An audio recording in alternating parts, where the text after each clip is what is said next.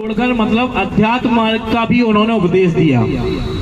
आप बहुत गंभीरता से विचार करेंगे तो जब किसी से पूछो, अन्य धर्मावलंबियों से पूछो ये बात कि सबसे पुराना कौन है, तो वो कहेंगे आदम है। या यहूदियों से पूछो तो वो, या ईसाई से पूछो तो वो कहेंगे एडम है। तो जब आप बहुत सिमिलरिटी देखेंगे, आदम और एडम दोनों लगभग आदिनाथ के ही जैसे समझ में आते हैं नाम। ऐसे ही जापान या अन्य देश में आप पूछो तो उनसे पूछो कि आपके प्राचीन देवता कौन है, तो वो कहते हैं कि रेसेव। तो रेसेव का सीधा संबंध नाम की यदि सिमिलरिटी से देखो तो ऋषभ देव से जुड़ता है। और आप और गहराई में जाओ और अंदर पूछो तो वो कहते हैं कि बुल गॉड, हमारे देवता कौन है? Bull God. तो बुल मतलब बैल और उनके जो चिन्ह है वो भगवान।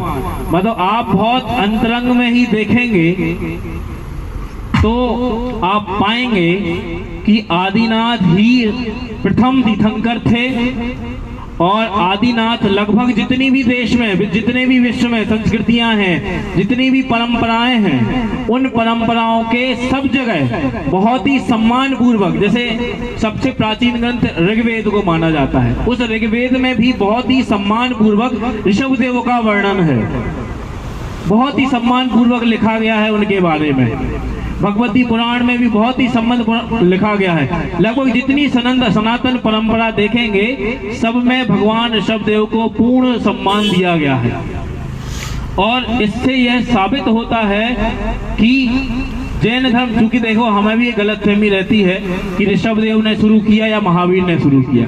ये तो अनादि निधन है, अनंत काल से चला आ रहा है। ये तो क्योंकि व्यक्ति की स्वतंत्रता का है ना, व्यक्ति की स्वतंत्रता की बात होती है तो उसका नाम जैन धर्म है। वस्तु की स्वतंत्रता का नाम जैन धर्म है।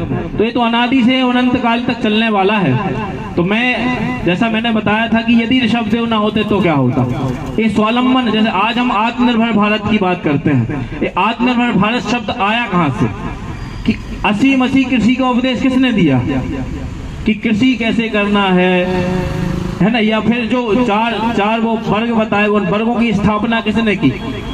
आदिनाथ और भरत के समय से ही वो चारों वर्गों की स्थापना हुई। उन्होंने महिला सशक्तिकरण सबसे पहले किसने किया? कि उनकी जो बेटियां थी ब्राह्मणी और सुंदरी, उनके नाम से जो लिपि चलती है, सबसे पहले महिला शिक्षा की बात तो आदिनाथ भगवान ने कही या की। आज भी जितने अशोक के शिलालेख मिलते हैं वो कौन सी लिपि में है? ब्राह्मी लिपि में है। और ब्राह्मी लिपि क्या है? वो आदिनाथ की जो